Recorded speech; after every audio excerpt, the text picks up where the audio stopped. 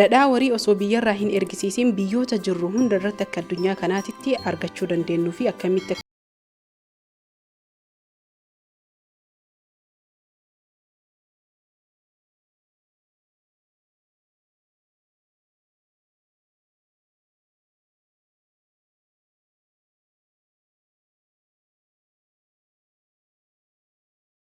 kiiloo 2 fi giraama 5 jechuudha ulfaatinni isaa. Kana jechuun akka biyya keenyatti gurguramu sanidha.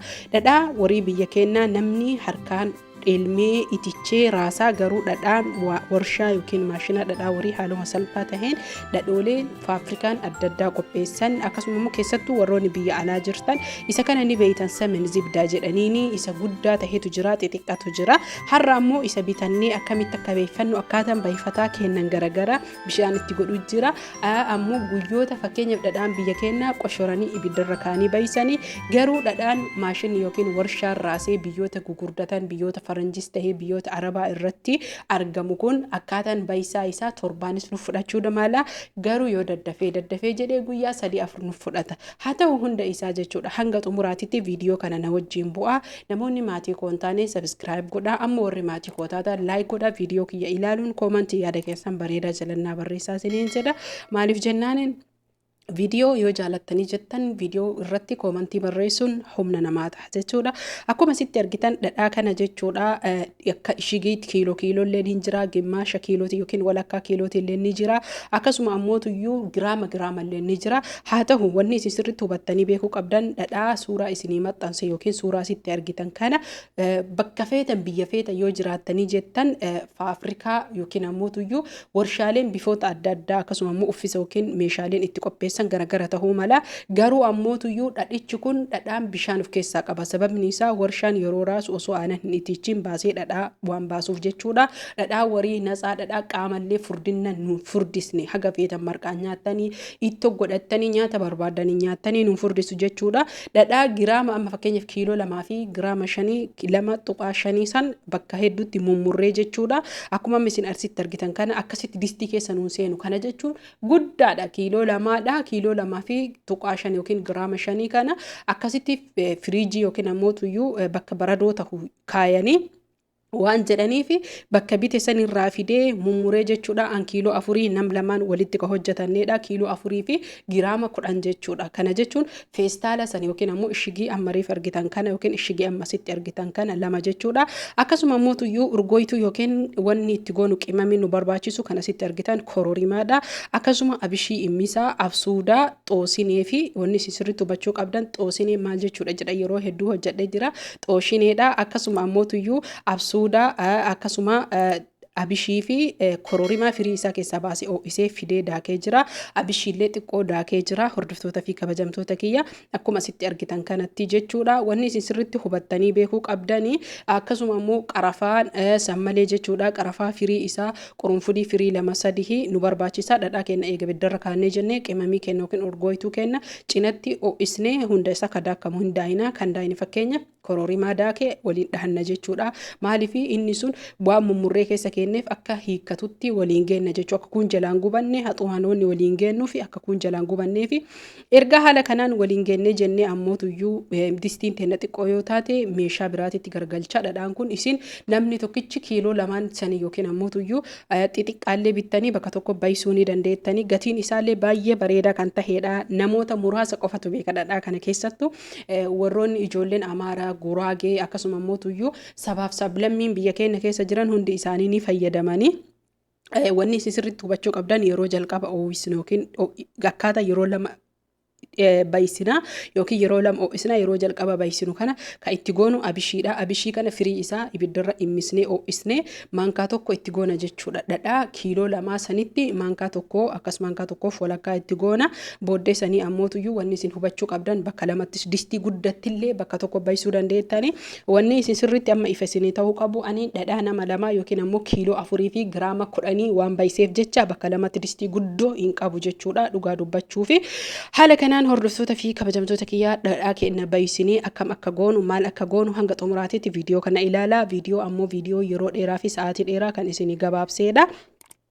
asirratti wanni isin hubachuu qabdani erga abishii daayinee itti goone akkasuma mootuyyuu kororii maallee haga tokko itti goone dhadhaa kana har'a baay'isine lafa kenna jechuudha waan silaa urgooytuu taate guutuu isaa itti goone lafa kenna hanga yoomi hanga boruutitti namoonni biyya qorraa jirtan aluma keettanii kana jechuun kiyya firiijiin keettanii hanga guyyaa lama akkasumatti firiijii osoo kaayin dhiistanii ammoo namoonni biyya oowwaa akka Saudi Arabiyaa Dubaayii akkasuma Bahreenii Kuweetii biyyoota adda addaa biyyoota arabaa kun hin oowwaa ni beeytanii biyya oowwaa jirtan firiijii keettan jechuudha dhadhaa kana dirqama keessan ammoo guyyaa lama ala keettanii oowwuma san keessa akka urgaayaa kana yookiin ammoo tuyyuu qimamiilee kana wal fudhatu qimamiin amma itti goone absuudaa abishiidaa kamtu bishaan wanni itti qicuuf jechuudha yeroo oowwisu kana bishaan itti qica shaaraa isaa yookiin ammoo tuyyuu wantoota gubbarra bahumachi kana akka dhadhaa kennaati miti baay'isaan isaa adda bishaan walakkaa burcuqqoo isa lamaan guututti burcuqqoon tokko gahaadha yoo distitti gootan distii guddatti kan gootan ta'e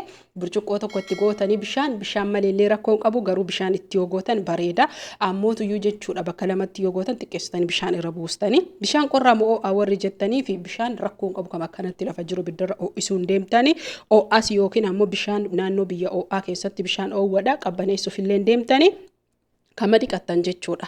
Kanaafi haala kanaan ammoo tuyyuu erga urgooytuu teennaa itti goone fakkeenyaaf kororimaa absuudha kororimaa yeroo kana firiillee itti darbuun dandeettan kana jechuun qola isaa san osoo hin gatiin keessa kaa'uu ni dandeettan jechuudha.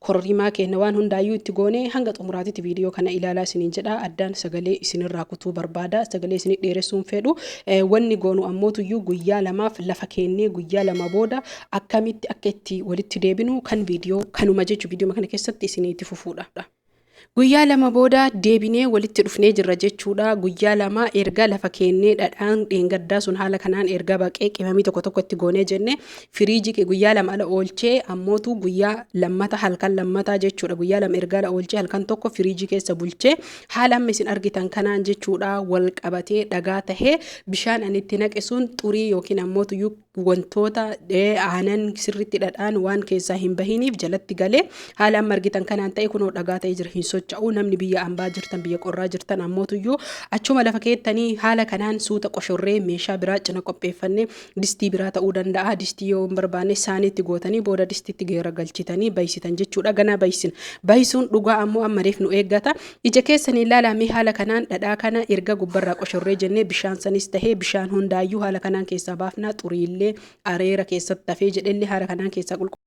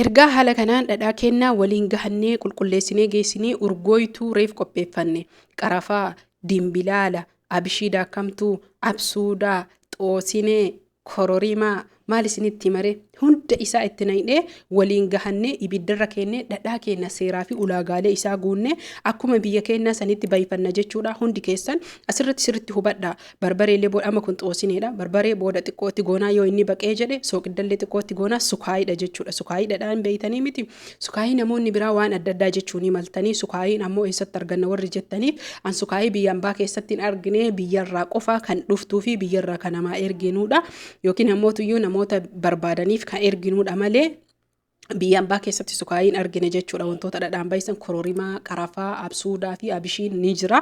Garuu sukaayii hin argine jechuudha. Haala kanaan meeshaalee dhadhaa ittiin baay'isan guutuu ergatti godhannee jennee ibiddarra kaa'anna jechuudha. Garaagarummaan baay'isuu dhadhaa biyya keenyatiin garaagarummaa hedduu qaba. Dhugaa rabbii fayyaafillee namni hedduu isin barbaachisa. Shamarran keenya maallaqa baaftanii biyya keenyaa fichisiisurra biyya arabaatitti dhadhaa kana jechuudha maashinni raasee bittanii dhadhaa zayitii biturra dhadhaa maashinni raasee kana suuraa isaa kan amma isin argisiisu kana bittanii qimaamiilee yookiin orgooytuu isaa qopheeffattanii haala kanaan baay'isitanii dhadhaa kana ittiin nyaachuun isinii wayyaa immoo akkamitti fayyadama madaamiin dhiftu ka jettaniif madaamiin mataan isiituyyuu dhadhaa faayidaa qabu wallaahi waa'ee madaamii kanarraa inshaalla rabbi haala naa mijeessu ijoollee teenna tan sammuu dhabanii baay'ee rakkataa jiran hunda isiitu irraa haasoina kunoo dhadhaa biyya keenyaa fakkaatee shaaraan isaa akkatti gubbarra ba'e ilaala ni dhimbiibannaa akkuma dhadhaa biyya keenyatti viidiyoo hanga xumuraatitti ilaaluun laayik akkasumas sabiskiraayib godhaa hordoftoota fi kabajamtoota kiyya hanga viidiyoo biraatii walitti deebinutti horaa bulaa barbaree itti godhadhee waan hundaayyuu kan xumuru isin wajjin taha isin ammoo viidiyoo hanga xumuraatti ilaalaa viidiyoo hin xumurre isin viidiyoo xumuraa